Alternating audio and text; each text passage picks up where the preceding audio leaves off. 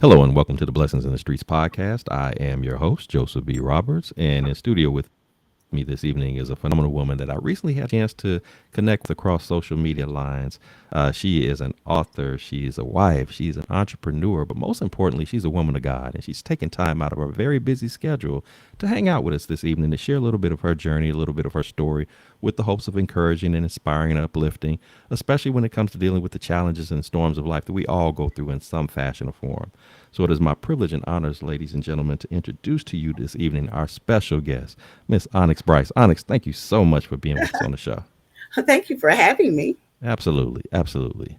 So before we jump into our segments this evening, I do want to give you an opportunity to share a little bit about yourself, who you are, where you're from, what you do, kind of give our audience a taste of who is Onyx Brice. Okay, Onyx Brice is my married name. I have been married to Keith Brice for almost 5 years. On March 20th, it'll be 5 years. I am a published author 10 times. I am a playwright of 7 plays, stage plays. I also actually just penned my first screenplay. It's exciting. Um, I am definitely a woman of God. I don't know where I would be without God. My legal name is Antoinette. Okay, and I am from Kalamazoo, Michigan, and I now reside in Fort Worth, Texas. And life for me is finally I can see some kind of light at the end of the tunnel now. All I'm right. 56 years old. To me, tell you that I'm old, so that's that helps. Oh, you're just seasoned. You're not old. You're just Okay, seasoned. We in the same ballpark. You seasoned. We gonna okay, roll with that. okay. Well, that is really exciting to hear. Obviously, you are got your hands on a number of different projects and works, and it's not by accident that these things are happening. This is clearly a indication of God, specifically creating you to walk in this way and do the work that you're doing. And so, again, I'm excited to have you, and I know you're going to have a phenomenal story to share with us this evening. I know my listeners are not going to be disappointed, so I'm gonna do a little bit less talking and jump right on into this, so we can find out more about you because you got me curious even more than I was before we started. So with that said, Onyx, one of the things that I always take the time to do with every guest that I have on the show is I really believe it's important for us to have a moment of reflection on where that journey begins. Because the reality is that there are a lot of things that go on, particularly earlier on in life, even as far back as our childhood days, that we may not always make sense of it at the time because again we're kids, we're just out here doing our thing, we don't know exactly what's what, or what the real meaning of it is. But the reality is as you stated just a moment ago, you live long enough and you start to reflect back on those experiences of life, and suddenly you find yourself having these light bulb moments, I like to call them, where you start to say, you know what, that's why I had to go through what I went through. That's why I encountered this individual that I encountered at that particular point in time. That's why I went through the situation that I went through at that particular point in time, because it was all a building, stepping stone, if you will, to get me to that point of me walking in my purpose, me being equipped in such a way to where I can now pour into other people based upon things that I've encountered or experienced over the course of my life. Even understanding to the point that some of these experiences, it wasn't even about me. It was just all about preparing me for what the work that God had to pull through me, again, to be a blessing to other people. So with that said, if you would take us back to those early days, take us back to the beginning of it all, and kind of share with us what was it like for you growing up, fond memories that you have about growing up, as well as if there's any challenges that come to mind you'd like to mention, you could do that as well. Kind of give us the backdrop of where your story begins. Okay. Um, Actually, this is something that's really been on me. The anniversary for my mother's death is on Wednesday, so I Mm, have really been thinking about this quite a bit. I, as I stated, I am from Kalamazoo, Michigan. My mother, she was a teenager when I was born, and so was my father. From the ages of 2 to 7, I actually lived in a cage. Um, I lived in a cage, and the only time I was allowed to come out is when I had to perform acts of the sexual nature um, with grown men. Um, it was really hard. And then one day, I was rescued by my grandmother and the police. And I don't know. I said earlier I'm 56 years old, so if you can kind of imagine, Michigan already is there's not a lot of people of our hue in Hmm. Michigan. And back in the 70s, when I went into foster care, there really wasn't. Um, so they actually kept me housed in the juvenile home because they really did not have a lot of homes, foster homes for children of ebony hue. They did not have a lot. I always grew up thinking that I wasn't good enough. I never understood um, why things happened to me. I never understood. I just didn't know. I didn't get it. I just didn't get it. I finally went to live with my paternal grandparents, and my grandfather, he was a pastor, and he used to always, I mean, for punishing, he'd make me pray. He'd say, "Get on your knees and pray." So I grew very, very bitter towards God, and I didn't like it. I've always been able to sing good, so a lot of times I would hum to myself, and I began to sing in church because that was when I could actually just go away. Is when I would just sing. And so I've been singing all of my life, um, foster care and staying with my grandparents. And I never thought I was good enough. I always thought I was too dark. And I was actually told that, I was too dark, hence the name Onyx. Um, like I said also earlier, Antoinette is my legal name. But everybody always teased me because I'm so dark. You know? In fact, um, I think I've heard probably all the black jokes you can think of. The worst one came from my very own uncle. He said to me, "Girl, you so black." The oil light come on, you get out the car. And I was devastated. And I went to my grandmother and I said, "Mama, I cannot take this. Why does everybody call me black?" So my grandmother took me to a jewelry store and she showed me all of these beautiful pieces of jewelry with a black stone in the middle. And I said, "Mama, what is that?" And she said that that stone was called an onyx. Hmm. And I was as precious to her Hmm. as that jewelry would be to the people who purchased it. And I have been called Onyx ever since. So not only is Onyx my pen name, but it's also my nickname. Um, it helps me turn that very negative connotation, if you want to say, about my own skin color into something positive.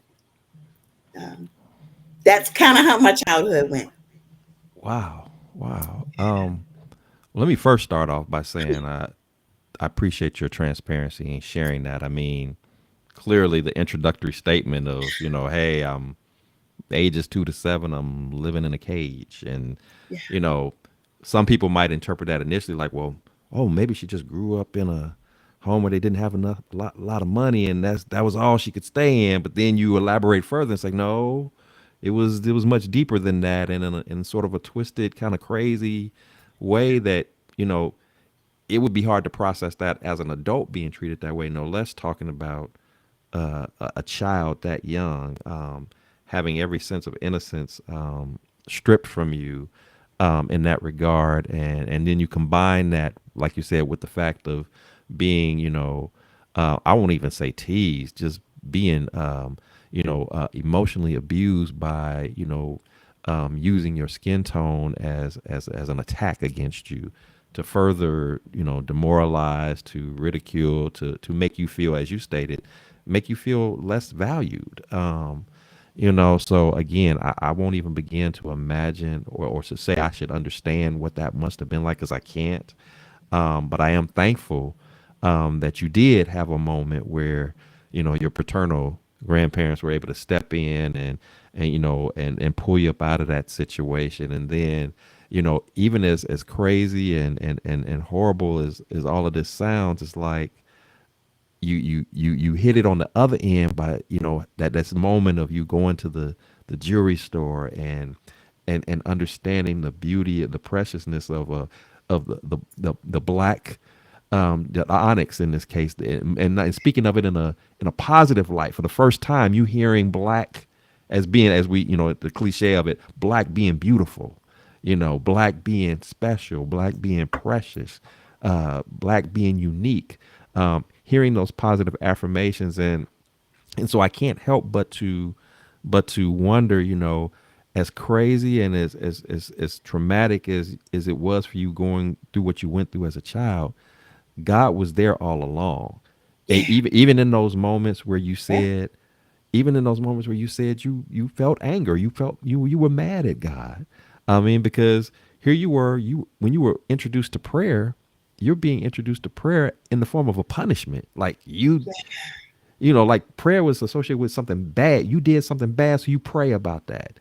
Yeah. Okay, but in that moment, and this is why sometimes God will allow us, and I want our listeners to understand this, is that, because I know that there's got to be folks who will tune in and they'll say, how could God be this wonderful, awesome person that I hear people speak of, but then yet let somebody, a child, go through something like this?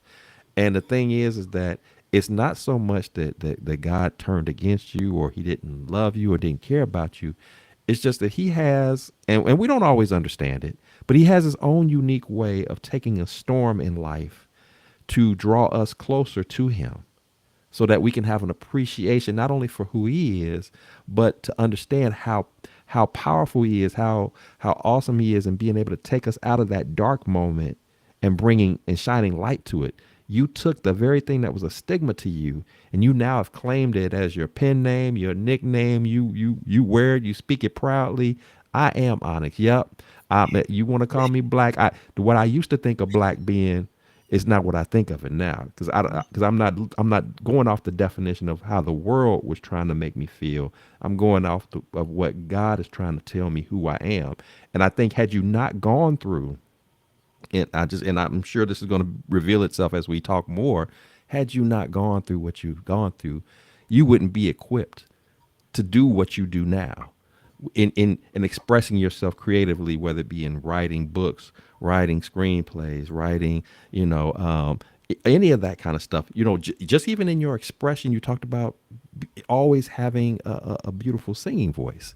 You know, a lot of your best singers out there, oftentimes, especially those who of course are rooted in Christ, a lot of times that voice isn't just because they just sing nice. It comes from a place of pain. It comes from a place of going through some stuff, Yeah. and so you can hear, when you hear some good, in this case, you hear some good singing, some good gospel music in particular, you could tell when it's just you sound good versus I feel you. I connect with you. I radiate with, and these things are necessary when you're talking about walking in your purpose, when you're talking about connecting with various audiences that God puts you in front of.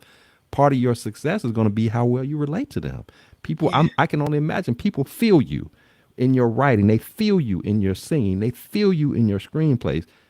God positioned you for that moment today, 56 years later, but it started when you were just single digits, having the cage experience, having the dark experience, having the storm experience. So I just want to highlight that and make sure that our listeners understand these moments in time, even when they're hard, even when they're difficult, even when they don't make sense to us in our human understanding, they're not by accident. They're by design, but it's not a design of hate towards us from God. It's a design of love. It's a design of positioning us to Yeah. be prepared for what is to come, even though we don't understand it in its full context early on, if that makes sense. So, It does. so it's just, and so again, I appreciate you sharing that because I think it sets the stage for what we're going to still learn more about you, and just in general for people to just think about in their own respective walks as to, why did I go through that? Why am I going through now what I'm going through, whatever that is? There's a purpose to it. There's a reason for it. Yeah. You just have to know who to connect with to get that that what that source is, who that source is to connect with to get the understanding that you need to have to be able to pull back the layers of it and say, okay, this is not comfortable. This don't feel good, but what does it mean? What am I supposed to get from this? So I don't make it about my discomfort and my inconvenience, and instead I make it about the spiritual growth opportunity that has been presented for me. So again, I appreciate you sharing that. So Onyx, I mean, obviously you had a challenging, and that's putting it very lightly, a Yeah. challenging childhood and upbringing. But that did an upbringing that did, begin to pivot in a way where you saw some sense of light, if you would, in terms of your value and your worth. It was picking up some momentum, and as you know, as we reach into our adulthood years, those experiences still come, good, bad, and everything in between. And eventually, if you live long enough, there's going to come a point in time where you get hit with some experiences in life that, they just hit differently in the sense that you don't see a way out. You don't know how you're going to overcome this. That this is a challenge that you're facing that money can't fix, that connections can't fix, that being 10-time authors and screenplay writers and award nominated and all that can't fix. It's just you in this storm and you don't know what to do with it. You feel stuck, you feel helpless, hopeless, and all of those things. So, if you would, tell us about a time that's exactly where you found yourself at. Didn't know how you were going to get over that hump. Didn't know what to do about that situation. Obviously, you're here today to share it, so I can trust that God made a way. But maybe at that time you didn't quite see it. You didn't know how that was going to be possible. So, walk us through what was that situation like for you, and what was ultimately the turning point when you saw some light at the end of the tunnel and coming up out of that. Well, when you hear people say it gets darkest before dawn, it had to get much worse than that before it got better. It did. Mm, Um, I grew up and I had a really, even though I put a positive spin on it, I still had a really low self esteem. And I have a horrible habit of attracting the wrong people. And I attracted a young man. And if you've never been wooed by a man with the unlimited supply of money, then you can't even imagine what happened to me. mm, So I had a wonderful life. I was married to this person that dealt in drugs, and he had a lot of money. So I thought I had a wonderful life. I did, but I did for 3 years, and then my door got kicked in, and I was sentenced to 360 months in federal prison. And I went to federal prison, and I was angry. I thought all of these things have happened to me all of my life. I didn't do nothing. I didn't do nothing when I was a child. I didn't do nothing when I married this man. You guys take me to jail. I didn't even do nothing. But at that time, that was in the 90s when they had this big war on drugs. And unfortunately, or fortunately in my case, um, wives, mothers, girlfriends, we all got huge prison terms. And the guys that were actually selling the drugs, they didn't get any at all. Because you know why? We were the ones at home or around in the area. And then the court system knew. They knew. I can tell you in my own case, the judge literally said that to me. He said, you know what? I know you didn't do this. You didn't have nothing to do with this. But you know what?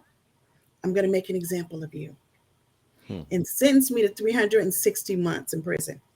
First of all, because that's how the Fed sends you. They don't say years, they say months. I didn't even know what that was. I was like, I leaned over to my attorney. I was like, what is 360 months? He said, 30 years. years. I My went, God. what? My twins were 2.5. My oldest daughter was 7. I thought, oh no, what is this? And I went to prison and I was very angry and I fought every day. Fought all the time. I was mad. If you said anything to me about church, I wasn't going. Hmm, I stayed so much in solitary confinement because I was so violent and angry. They actually had to build a special cell for me at the end of the hall because I had a horrible, filthy habit of throwing urine and feces out on the officers as they walked past to count me. I had a horrible time, right? Then one day, and this is my turning point right here. One day I was still in that hole, in that solitary confinement room, and I said, you know what, I've had it. Now this is me talking out loud. I said, God, I don't know if you up there. I don't even know if you real or not. But if you are, you better come down here and save me right now. Because at that time, I was like, I'm done. I'm getting ready to check my own self out of here. I did not say a fancy prayer. I did not have a fancy preacher. I didn't even have the Bible in my hands. I didn't know how to say a fancy prayer because I was angry. So I spoke to God just like I'm speaking to you right now. And I would love to tell you the doors opened and I got out of the hole. I even got out of prison, but that didn't happen. But what did happen is a sense of peace. that I had been searching for my entire life flowed all over my entire body. Just a sense of peace. I had never even felt it. It was so, I mean, I was so, when it flowed all over me, I'm telling you, I'm screaming, hey, somebody come down here. God is real. And the guys are like, shut up, because I was so bad. And they were like, nobody understood. I'm serious. It wasn't like the doors opened. It wasn't like any of that. But it was the peace. I can tell you something that I had been searching for. And I don't, a lot of people may not understand what I mean. When I say I never understood why the things happened to me as a kid or as a teenager, even as a young adult, I never knew.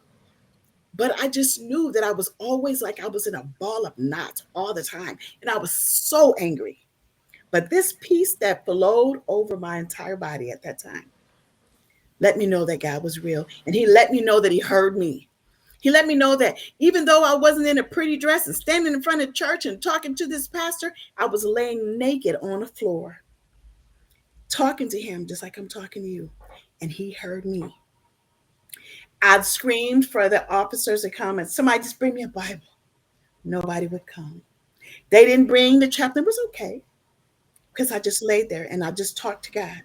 I didn't talk to him like other people do. I don't know. Like see people do it and they do all these fancy things. Nope.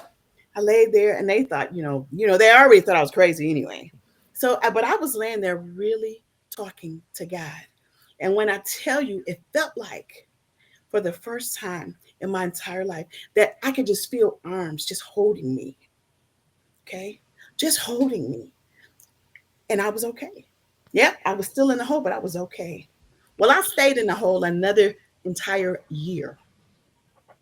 But it was okay. It was okay. But eventually, before the year was up, I did get my clothes back and they brought me a Bible and I got to see the chaplain. Things were moving along, but I was still in the hole. Actually, I stayed in prison another 10 years. Mm. But when I got out this time, I began to attend services of all kinds. I was on the praise team in the prison and in the choir, and then I was teaching GED classes in English and in Spanish. I I just began to I read and I've always loved reading. Books have always been my saving grace. And I read everything I could put my hands on. I did all of that. Finally, I got out. I got a pardon. So I did 22 years and 7 months, but I was released. Now you heard me say I'm from Kalamazoo, Michigan, right? Mm-hmm. The last prison I was at was in Texas. They Mm. just opened the door. I was walking down the street with a garbage bag asking people did they know where a payphone was. Because when I went to prison, their payphones were Right. they were everywhere. Nobody knew. And this lady is an old lady. I have never seen her since. And I've been home. Christmas Eve made 10 years since I've been out. I had never seen that lady since. She took me to a Walmart and bought me a cell phone. The young man working in the electronics department at the Walmart, he helped me get the phone activated and get it on. I found out about a program in this neighborhood that I live in right now. And I got made my way there and I've just been walking ever since. One thing I can remember, my pastor when he preached 2 weeks ago, he was like, "You guys just keep walking. I don't care what it looks like, just keep walking." And that's what I've been doing for the past 10 years, just continuing to walk. Mm. Wow. Um. Ah, Okay. okay. Um. Again, I appreciate, truly do appreciate your transparency. I mean, this is really powerful. And I don't know if you paid attention to our I always, whenever I'm trying to come up with a title for the show, I never know how the show is going to flow, but it seems like almost every time, as my guests come on and they speak, the connection comes there. So, our show for this evening is Stand Back Up. And, and and I kept envisioning as you were telling this segment of your story, I'm thinking you started off in childhood Yeah, in a cage. yeah, Then you were in your adult years in a in cage. another cage, Yeah,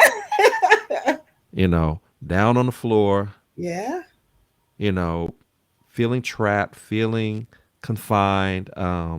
Nobody is connecting or identifying with you, or trying to hear what you got to say. But as you're going through this, I'm thinking, God uses these cage moments of Yes, he does. life, Yes, he does. to, again, it's, and I know any of our listeners would probably be like, "Well, did it have to be this harsh for us to get to?" Oh, Sometimes, in all honesty, sometimes it does. yes, it does. Sometimes, because we are, and I'm not. This is not a knock on you. I've been guilty of it myself. I'm sure, and others can identify with this. Sometimes we just get so hard headed. We get so, into our own space, into our own zone, that God has to kind of go to an extreme with us, and some, not so much to the extreme to destroy or take us out, but just enough to get you to that point where you finally realize that it's either gonna be, you gonna talk to me, or you are gonna check up out of here, like you just said. Yeah, You yeah, make the decision. He's obviously rooting for you to talk to him, that you lean to that. He doesn't force us into it, but he'll create especially when he knows that we are equipped with yeah, a gift that he specifically placed inside of us, that he wants to see you give to the world. He yeah, has to put us in these cage like moments. In your scenario, it ended up being more of a literal one, yeah, but nevertheless, when you think about what it produced, what it drew out of you as a result, that you yeah. finally had that moment where you just you just laid it all out on the line with God, and you kept it real. And I love that part what you said, because I think that's important too for our listeners to know, because if you've never experienced what it means to have conversations with God, a lot of times people will make the assumption, as you stated, that it has to be some kind of formal, all of this whole dramatic, theatrical thing. When in fact, if he's your father, then talk to him like he's your daddy. You're being Yeah. respectful, but he's your daddy. Yeah. Just talk. and Just and that's what you did. You just talked. You just said what was on your heart. You let it all out. yeah. And basically, hey, if you are as real as I've been hearing, even though I've been tuning it out, if you are who you say you are, then you're gonna get me out of Yeah. this. And even to that, and I'm glad you highlighted that fact, was when you said what you said to God, it wasn't like the doors dramatically No, open, and it wasn't like this made for TV movie where somebody no, came in and they said, "You have been pardoned today. You are free to no. go," and we lived happily ever after. A lot of times, being released from quote unquote prison, released from that cage, sometimes it's not about removing you from the situation as much as sometimes it's about removing you from yourself, this inner prison that you've created. Sometimes it's you finally breaking through, and in your words, I finally felt peace for Yeah. the first time. I was still in the same spot Yeah. I was and still would there. be in the same spot for years to come, Yeah. but it was different now. No, I was Not different. because I didn't care, not because I wasn't, I thrown in the towel and had given up on me having any chance at any life. It was just that your perspective of it Changed. was different now. It Yeah. was like and that's the thing that people need to understand too, is when you find Christ, when you enter into that relationship, when you understand what that means and what that looks like, there's an opening up, if you will, opening up of your eyes. You see different. You There's see an that. opening up in your ears. You hear different. It's almost like it's an unlocking that takes Yeah. place, that you couldn't hear and you couldn't see before, until you have this, as we commonly say, this come to Jesus moment. Until you Yeah. have that moment, then all of a sudden, oh, okay, I'm getting this a little bit different. I'm feeling this a little bit different. You're still human, so you're gonna still have your moments of frustration, anger, sadness, or whatever those things are. Those things don't change, but you don't get stuck in it anymore. You don't wallow in that anymore. You don't drown in that anymore. You say, okay, Lord, this don't feel good. I'm talking to you now, but again, where am I to go with this? What am I to do with this? And then when the time, as we fast forward, when the time finally comes for you to walk out of those doors, and then now you speak of just even on these past 10 years, because even as you're sharing the story, it's hard to even imagine that it's just been 10 years. But Yeah. then when I think about what you've already shared and what I already had a chance to check out about you before we talked, you've done quite a bit in 10 years that some people have spent 50, 60 years trying to do. So how does that happen?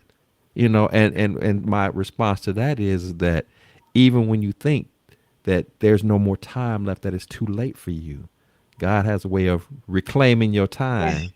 he does. you know and he can bring all the years that you thought you lost.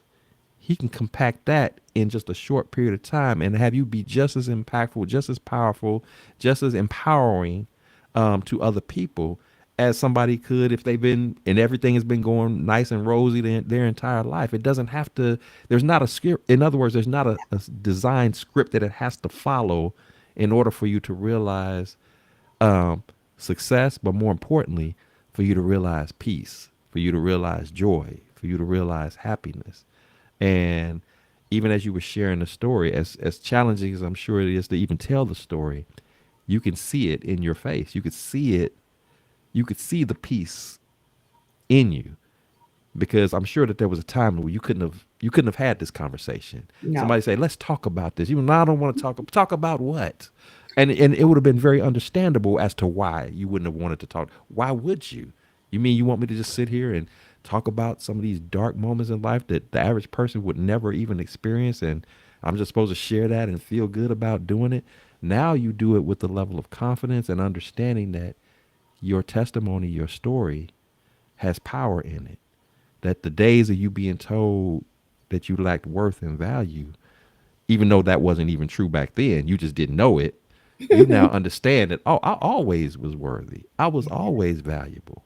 I was always precious. I was always that onyx that we spoke of. I just didn't know.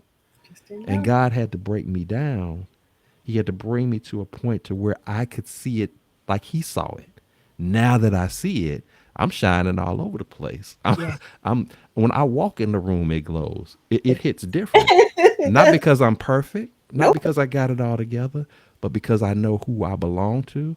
I know who's running the show. I know, again, I understand now my worth and my value. So now, and I like to refer to this as it's like a godly swag that you have now that you just you can enter into a space where people may be down and out, but then when you walk in the room, they perk up a little bit because they can feel that that covering over you. They can feel that peace, that calm, that joy. And I haven't even hung out with you like that before, but I can tell that that's what you likely do when you enter into spaces now, when you enter into rooms, when you're around people. But it all has to do with that relationship with God that you have now, that understanding of who He is, and now you just, again, even on difficult days and difficult times, you see it different now. It if I was able to get through after going through all that I went through, and I'm able to still be here in my right mind and and being able to share as I'm sharing right now, then there's nothing that I can't experience that God won't walk me through, that He won't lead me through. I know this now. I didn't always know it, but I know it now, and it's not too late for any of our listeners. It's not too late for you to know it either if you don't know it. So, Onyx is just an excellent example of what that looks like. Yeah. So please don't, grab hold of that and grab hold of these nuggets that she's sharing and sharing her testimony, that this can apply to you as well. Just like God did it for her, He can do it for you. He can do it for me. He can do it for anybody. Yeah. You just have to want it. You just have to embrace it. You have to take you out of it. Quit trying to fix it yourself. I mean, you said it yourself. I had an experience in life where I was in a relationship, in a marriage where, money was no object. Everything was flowing. And it's real easy when things are flowing for us to forget who's the true provider.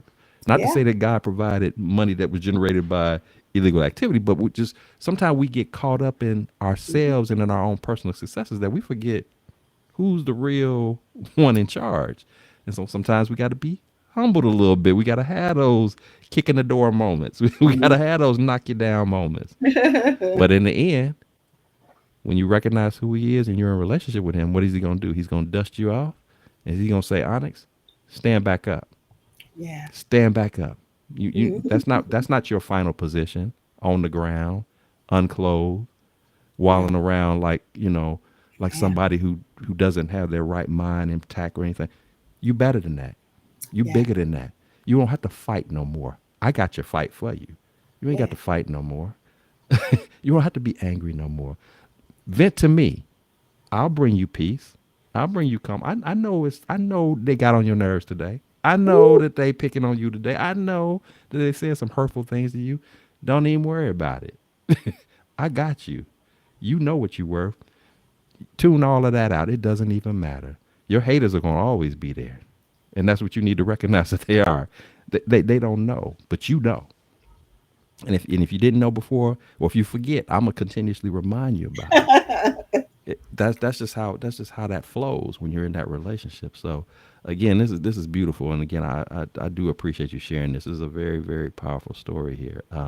praise God. Yes, yes. So Onyx, obviously you've talked about some very heavy stuff. And again, in life we do deal with some heavy things, and then We sometimes do. in life we deal with just lifing type stuff. It could be the general annoyances of car trouble, an unexpected bill, an illness that sneaks up on us, or whatever the situation is. But nevertheless, what I'm curious to know from you is when you do find yourself facing challenging times, again, whether it's the major stuff or if it's just lifing, what is it that you specifically enjoy doing or like to do that kind of helps you to process through, those difficult and challenging times? If you're just having one of them days and I'm going through something, whatever that is, what does that routine, what does that regiment look like for you as you work through that in a healthy and a productive way?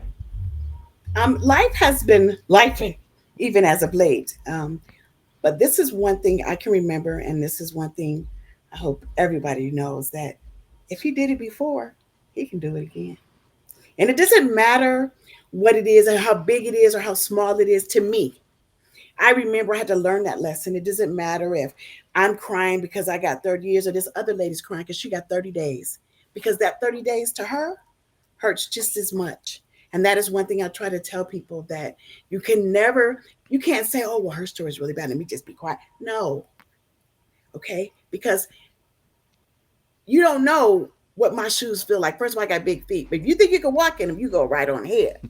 But I can't walk in your shoes. You may be dealing with something that I just could not deal with. Okay. Or it could be vice versa. A lot of stuff that I've gone through, people are like, I couldn't have done that on no day. Uh-huh. And I couldn't have probably done what you deal with every day. I just couldn't have done that. And I remember that if he did it before, he can do it again. I also remember that, just because I do have a real strong relationship with Christ today, you know, he never promised that I wouldn't have trouble. He Mm-hmm. never promised that I wouldn't go through things. So some people think, oh, I'm saved now. Life is great. No. What he promised is that he'd be with you. That's what he promised. And that he'd carry you when you can feel like there's days you can carry yourself. And I remember, even all through my life, I'm 56 years old, but can recall so many times when I was like, man, I don't even know how I made it through that. Well, I didn't make it through it. He carried me. I just didn't know, but he was carrying me all those times. And even now, when I find myself, I'm getting ready to step out on faith, and I haven't had like a job with a company since October, and I'm stepping out there, and the name of my theater productions is Evidence Theater Productions, because I'm evidence that God is real. And so just getting ready to step out there and do that, I have to remind myself, because life is lifing, but I still have to remind myself every single day that God is with me.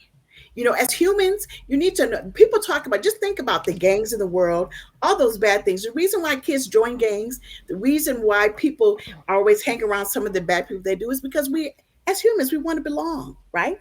We Mm-hmm. don't want to be alone. Well, that is the one thing that God promises when you do get saved, right? You never have to be alone again. You never have to feel alone again. He's always going to be with you. Nope, things, because people say, you know what? Then how come so many kids die? And how come so many animals go through this? And how come your life was so bad? Because I'm an author. Sure, if I could tell it to you, I wrote it in a book, but please believe I did. How come all those things happened? If God is so wonderful, do you know what's happening in the world? Yeah, stuff happens. It does every single day. Mm-hmm. We have things that we go through, but we just have to remember we're not alone. We're not alone. He's with us, and he's going to give you the tools that you need to make it through each step that you take. As long as you call on him and as long Hmm. as you tell him about it. I have a really good habit. I don't go and, yes, I am on the praise team at my church here. And yes, I do know how to pray and I know how to read the right scripture. I do. Oh, I read my Bible every single day. This is in my office. It is right here. I read it every chance I get. But when I talk to God, I talk to him just like I talk to my husband that's in the next room because I'm real with this is what's going on right now. This is how I feel right now. And I don't like it. But you know what? He can handle that. And wants to. Hmm. He already knows about it. He just wants you to tell him. And that's how life for me has that's how I deal with things now. Love that. I love that.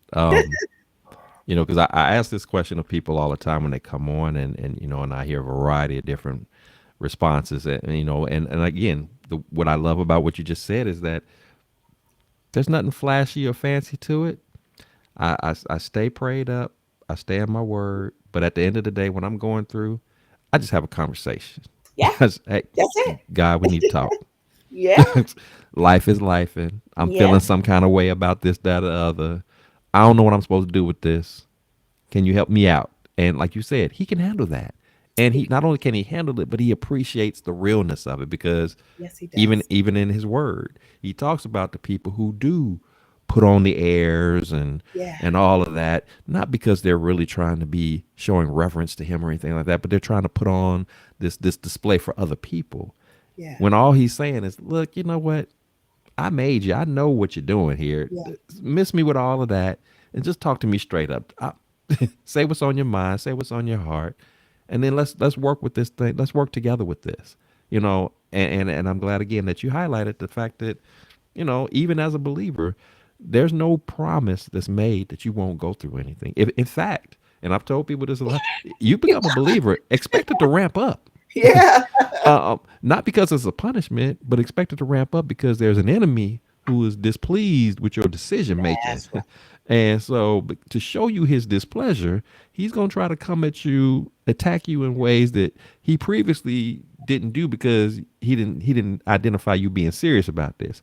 Now you making this commitment, you trying to live a life according to God, you're trying to conduct yourself in a certain way, you're being, selective as to who you hang out with and the people you surround. That doesn't please him because he's about kill, steal, and destroy.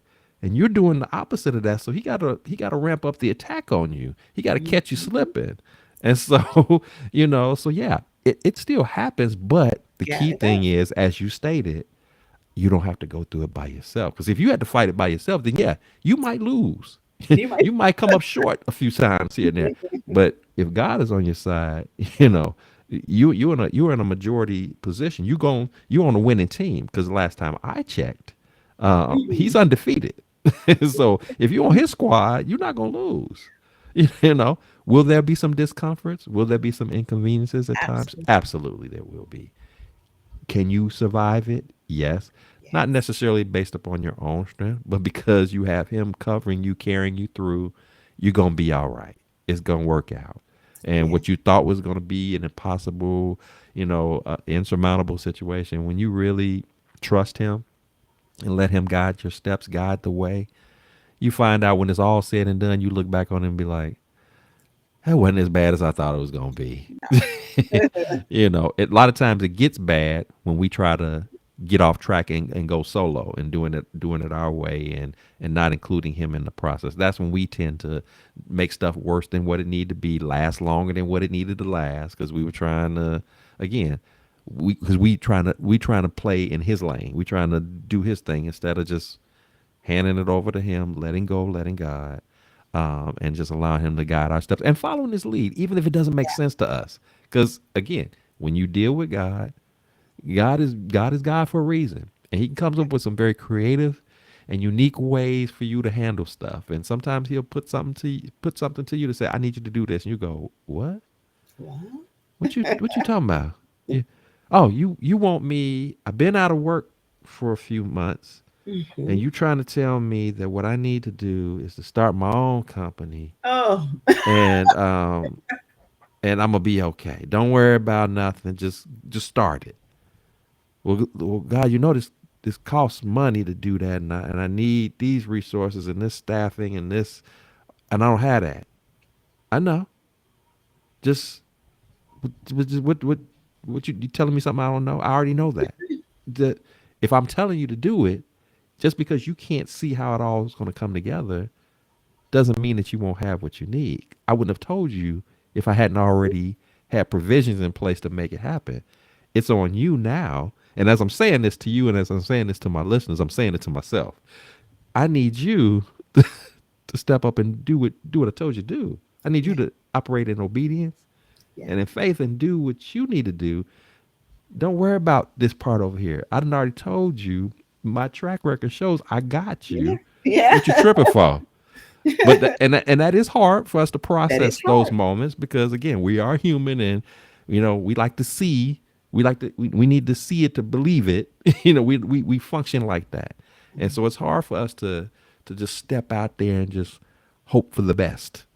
you know but the moments when we have stepped out on faith, those moments when we have followed his lead, even when it didn't Seem like, seem, like it was going to be work out that way, or it seemed a little unorthodox as to the way I was going about it. Every time that I've done that, and I know you probably have the same testimony, it's always panned out.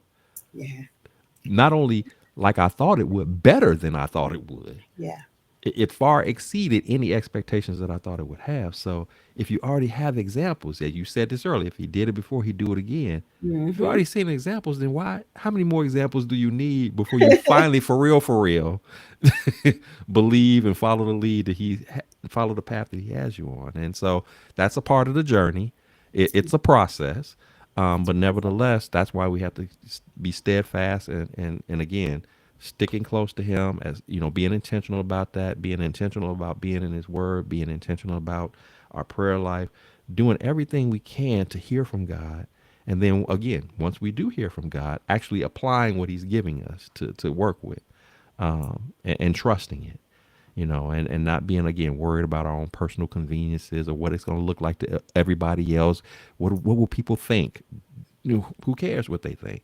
Because again, there's going to be some people who are going to love and celebrate you, and then there's going to be the ones that no matter what you do, they're going to always have something to say. So, if we live a life of just people pleasing, that'll get us in a cycle of nowhere and nothingness, and imposing self doubt upon ourselves, Yeah. that we don't really need. So, that's good stuff. That's good stuff. So Onyx, if you could sit across the table right Mm. now and speak to that young girl who starts off in this cage life, dealing with the abuse, mental, physical, emotional, even spiritual to a certain degree, using prayer as a weapon against you, for punishment.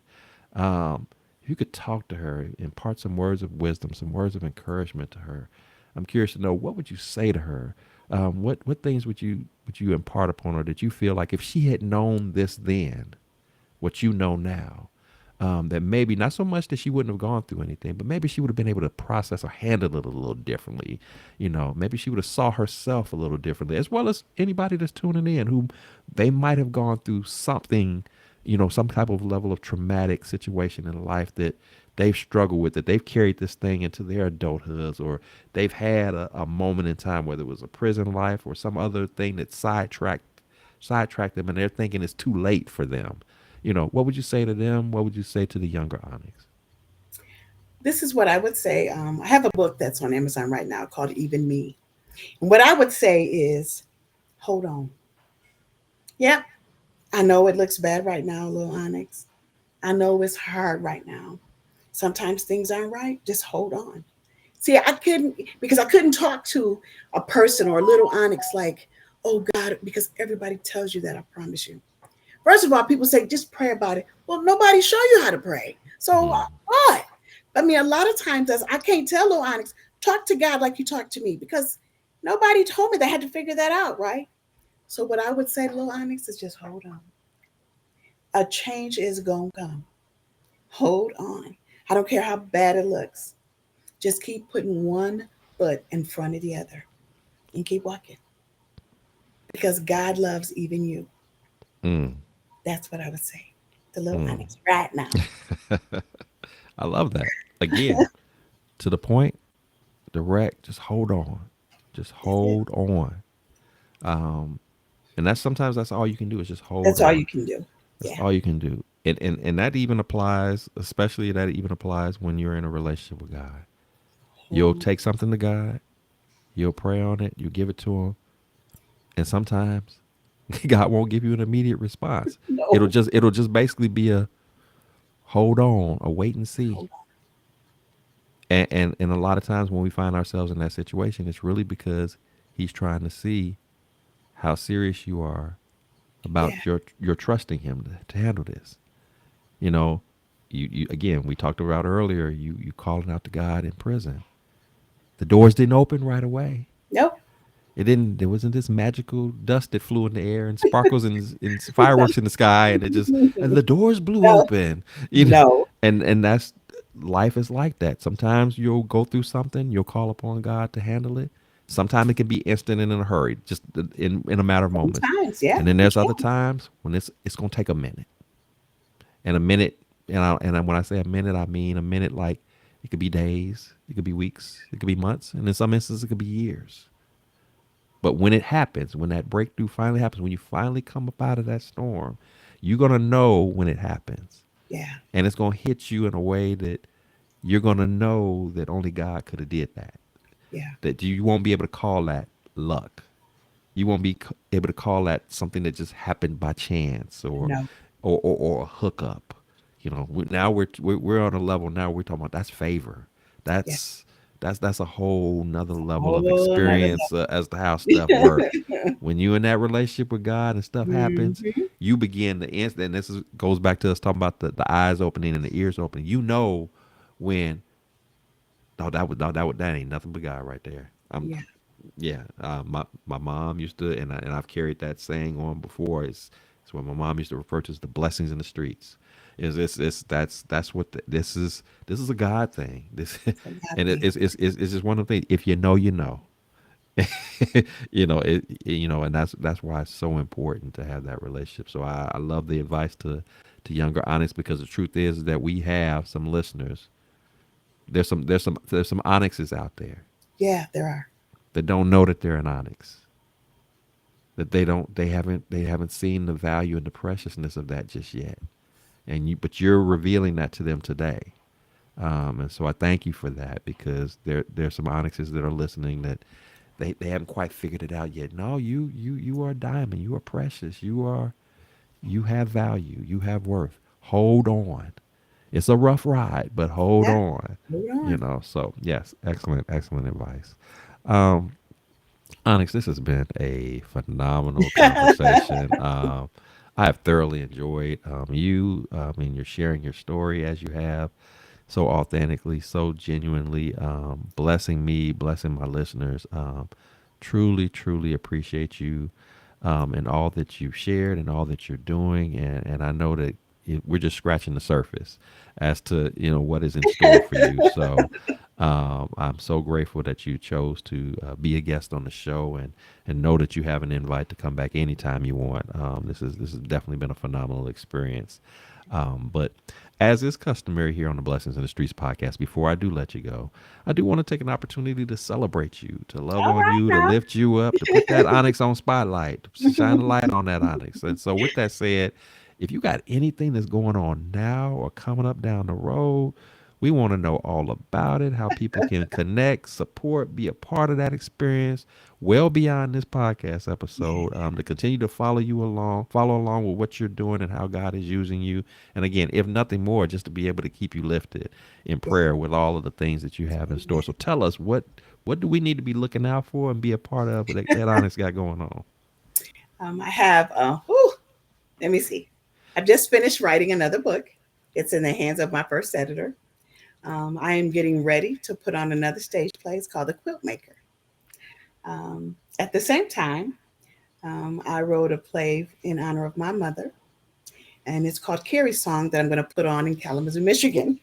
Mm. Um, so what I'm going to do is I have an executive staff that's there, and then we're going to meet by Zoom. I'm going to give them my vision, and then they'll carry it out while I'm here getting ready for this production called The Quilt Maker. I've also penned a pilot episode for a series that I want to shop. Um, it's just so, and and I've always wondered why. I said, God, I've gone through a lot. And then October, I had a job and I was working and doing very, very well. I worked this job 5 years. I don't think I ever called in. And in October, another company bought it. So, oh, laid off. Look at that. And I was like, Mm. what? So, but what that has done is allowed me to pen all the things that I'm getting ready for right now. Um, God has still kept my husband and myself. I haven't lost anything since I haven't been working. Things have still been going on. There hasn't been the lights haven't been off yet. Still stuff in the refrigerator, and I'm still smiling. Um, things are still. I still love the Lord, and I have, and I. There's nothing I can do because if He don't do anything else for me again, He has already done enough. I promise you that. If He never does another thing, never. If He says, "Okay, I'm done. I'm done blessing you right now. I'm just done." It's okay because He's already done enough, and I'm grateful. I am truly grateful. So that's it. You can find me and follow me on TikTok, Facebook, Instagram, LinkedIn. I'm on every platform. Threads. I'm everywhere. Um, you can follow me there. You can. I had the last stage production I did was called A Ghetto Child's Christmas Tale, which was amazing. That was on the 7th. I had a young lady create a website for that, so I don't have another website that's just sort of geared for Hmm. anything. But just watch out for me. I'm out there. Okay. Um, I'm out there. If you decide that trying to support anything that I do, um, you can reach out to me through Cash App, or you can, and my Cash App is $BRICE 0320, and that can help me. And just more than anything, just please keep me lifted, okay? That's amazing. You pray for me, I'm gonna pray for you, and we're gonna both watch God change things. All right. All right. Love that. Love that. So, listeners, you have it right here. She's told you she's available on all social media platforms. Please touch base with her if you want to, again, support or just following along with when the next play, the next book, whatever's coming out, so you can be a part of that experience. That you can clearly see she's a woman of many talents. God is using her in a mighty way, and she's operating in obedience and walking in that path, not using her past as an excuse or as a hindrance, but instead using it as a tool, as a way to bless people through the work that she's doing. None of this is by accident; it's all by design, and I'm just so super excited about what God has not only been doing, but what He will continue to do in your life. Wishing you nothing but blessings and peace and joy and happiness and all that you do, a life of abundance. And He's going to cover you through all that you're going through right now. And even a job loss sometimes can be a blessing in disguise. You just Yeah, never know. So again, this is a part of that growth process and understanding, okay, God, why did you let this happen? There's got to be something to it. You're giving me a pathway to move forward. I've been able to work on some things to continue progressing along in that regard. So again, I'm happy for you, and I'm thrilled to have had an opportunity to officially meet you, and just excited for everything that God has for you. So that's good stuff. Good stuff. And for my listeners, if you've enjoyed our broadcast this evening, if you've enjoyed Onyx and sharing her story so passionately, so openly as she has, pouring into us, please do subscribe. Please do share. Please like. Please comment, because this is what the Blessings in the Streets podcast is all about. We want to inspire. We want to encourage. We want to keep it real, transparent, yeah, and vulnerable, stripping off all the layers and everything for you. We're not trying to put on any facade or anything like that or pretend that we got it all together. This is real life stuff that's happening to people all across the world in their own respective ways or what have you. But at the end of the day, no matter what storms, no matter what challenges you find yourself up against, there is a God out here who loves you unconditionally. He wants nothing but the best for you. He wants to be in relationship with you. And if that's a relationship that you don't currently have, today is a mighty fine day to make that decision. And I promise you, it'll be the greatest decision that you ever will make. Not something that we heard about. This is something we're telling you from firsthand experience. So definitely you get a part of that. Jump in on that. He has plenty of love to go around for everybody. Don't go another day doing life without him. And again, I promise you, it'll be the greatest, best decision that you ever make. And so, with that said, remember here at the Blessings in the Streets podcast, this is the place where your story is your glory, where your relationships are relevant, and your journey is your joy. I am your host, Joseph B. Roberts, and I thank you so much for tuning in. And until next time, keep fighting that good fight. Just remember, you don't have to fight it alone. Lean into God, trust Him, believe in Him, rely upon Him, embrace Him, and just watch Him do not only miraculous things in your own life, but how He will equip you to be a blessing to so many others out there as you walk in your purpose that He specifically designed just for you. So, with that said, you take care, have a great rest of your evening, and I look forward to seeing you next time.